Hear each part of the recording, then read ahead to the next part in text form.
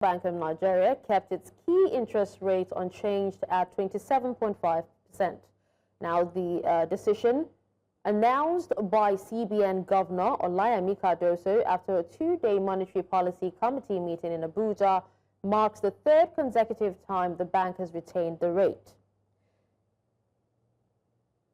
To further discuss this, I'm joined by Faiz Ali, Economic and Policy Analyst. Thank you so much for joining us, Faiz. Hello, Faiz. Can you unmute your mic? Hello, Faiz. All right. Now, speak to us, Faiz. Did the CBN's decision to hold MPR and all other parameters align with your expectations? Yes, the decision was largely anticipated. Inflation started trending downward, but remains above 27%, far from the single-digit target that the CBN has. Given recent global and domestic improvements, including stable energy costs, the CBN's decision to pause while monitoring risk aligns with consensus expectations among analysts, and I think it reflects their confidence in the trajectory of their chosen monetary policy. All right. Now, we have proponents on either side of the coin making compelling arguments. But tell us, for how much longer can growth continue to be the trade-off? Well, growth can't remain a casualty indefinitely. While tight policy has anchored inflation expectations, high borrowing costs currently exceeding 30% in commercial lending, they stifle credit to businesses and particularly SMEs, which threaten job creation in the long run.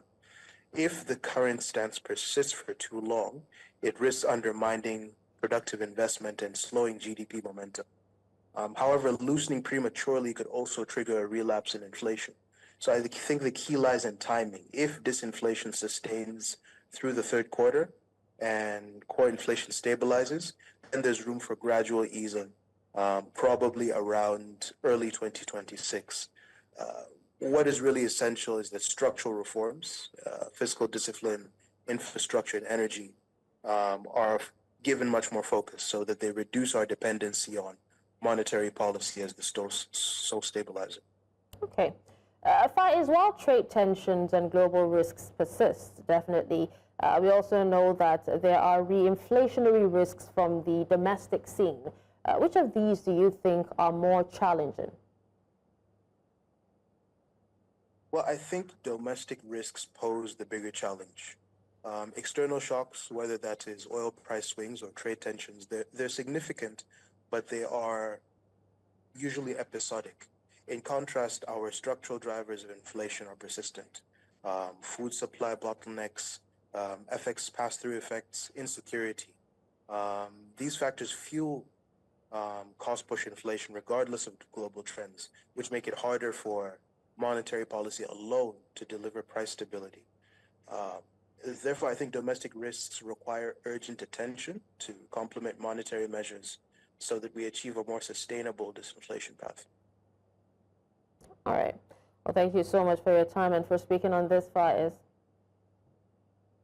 Thank you for having me.